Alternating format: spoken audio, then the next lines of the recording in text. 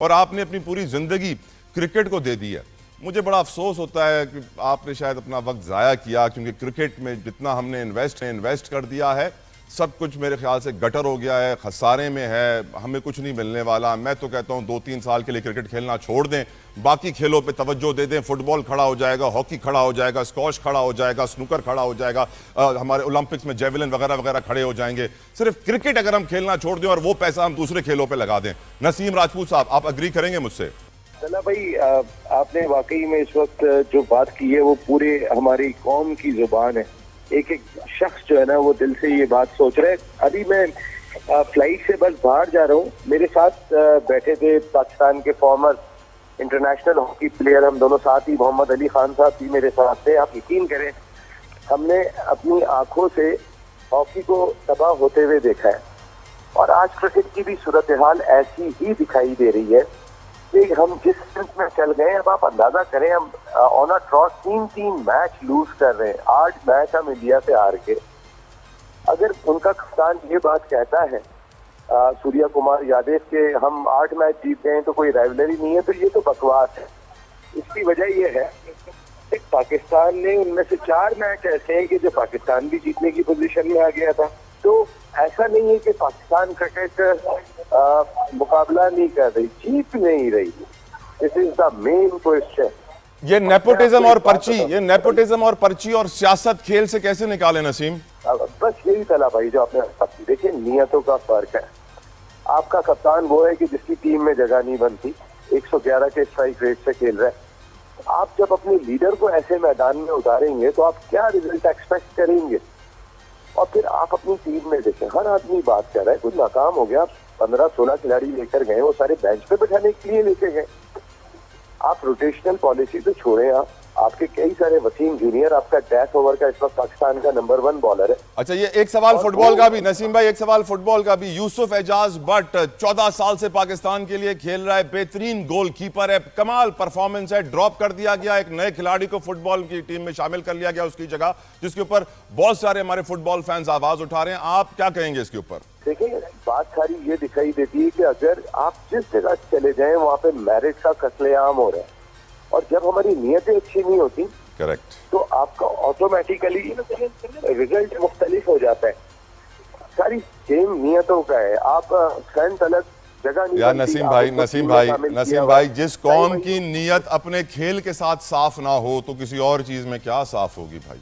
अब आप देखें ना तला भाई, आप सिर्फ उठा के देखें, आप हाथ नहीं मिलाया, हम ये बातें कर रहे हैं, फोटो सेशन नहीं किया, हम बात कर रहे हैं कि जी वो ट्रॉफी लेने नहीं है। अरे यार, आपने जीते हुए मैच हाथ से दिया है, आपको ये नौबत ही नहीं आती। अगर आप जीत रहे होते तो आप बात करते क्या? हाथ नहीं मिलाया। नसीम भाई, thank you so very much for your time. Naseem Rajput साहब, thank you so very much for your time. मेरे साथ एक पैनलिस्ट इस वक्त मौजूद हैं, उनको भी मैं डिस्कशन में एंगेज करना चाहूंगा, वेलकम करना चाहूंगा। मेरे साथ हैं कादिर खान मंदोखेल साहब फ्रॉम पाकिस्तान पीपल्स पार्टी, मेरे साथ हैं करीम पीरजादा साहब, पंजाब इरिगेशन मिनिस्टर हैं, बहुत बहुत शुक्रिया आपका भी। अमजद खान न्याजी साहब फ्रॉम PTI, अपने मेहमानों का बेहद मशकूर हूँ, शुक्रगुजार हूँ। गुफ्तगू का आगाज उनसे इसी टॉपिक के ऊपर करना चाहता हूँ, और ये सवाल पहले मंदोखेल साहब आपकी तरफ रखता हूँ।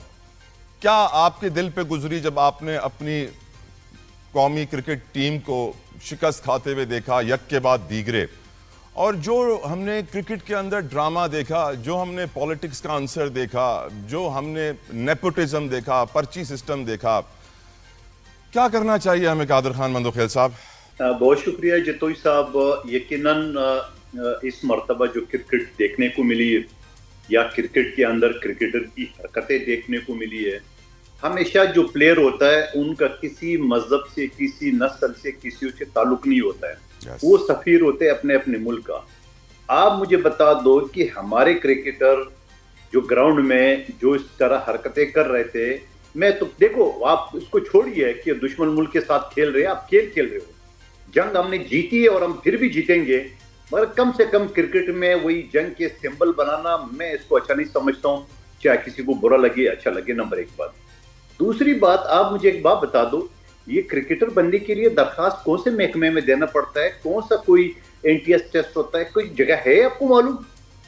अगर है तो मुझे बता दो। मंदोखेल साहब, मेरे ख्याल से वो जिस तरह आपने हमें पिछले प्रोग्राम में बताया ना कि पाकिस्तान में लोग जज कैसे बनते हैं, तो क्रिकेटर बनने का भी तरीका वही होगा शायद। मैं उसी तरफ आ रहा था।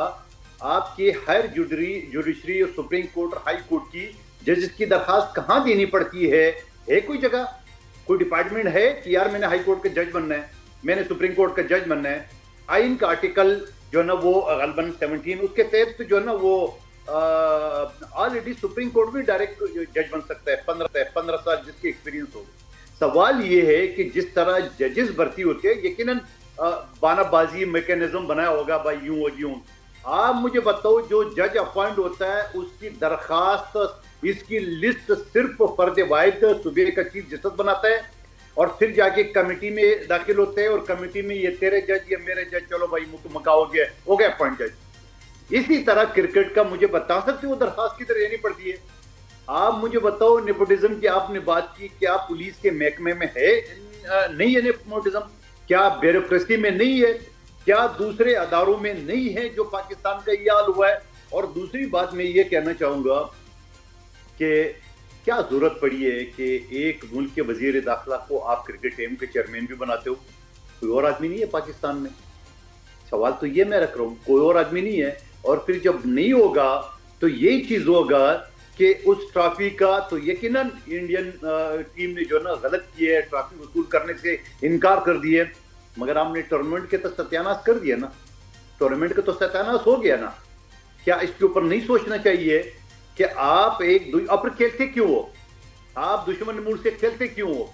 जब उनका रवैया इस तरह हो, जब ग्राउंड में हमारे उनके प्लेयर एक दूसरे को बंदूकें दिखा रहे हो, तो जरूरत क्या खेलने की?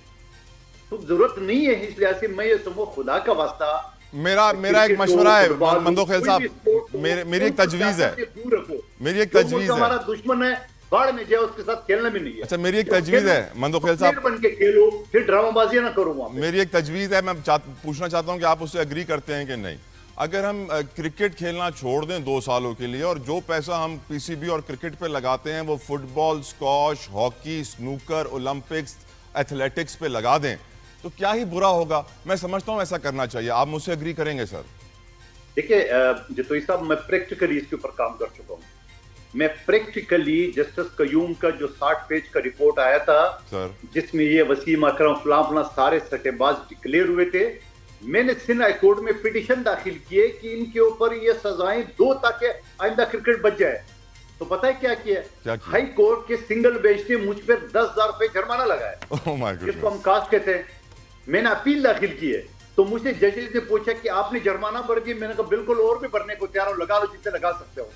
आपने कादिर खान मंदोखेल के ऊपर जुर्माना तो लगा लिया है, मगर उसी जस्टिस कयूम के 60 पेज की क्रिकेटर की सट्टेबाजी के हवाले से आज भी रिकॉर्ड में पड़ा हुआ है, क्या उसके ऊपर किसी ने तवज्जो दी? और अगर नहीं दिए तो मैं आपसे इत्तफाक करता हूं इस क्रिकेट को खत्म कर ले। ये सट्टेबाजी, जुए खाने, ये सारी चीज इनकी बदौलत चल रही, इसको खत्म कर ले तो ज्यादा बेहतर है, किसी और काम पे लगा ले। थैंक यू मंदोखेल साहब, आपने बहुत अच्छी तरीके से कौम को समझाया कि क्रिकेट पे बैन क्यों लगना चाहिए।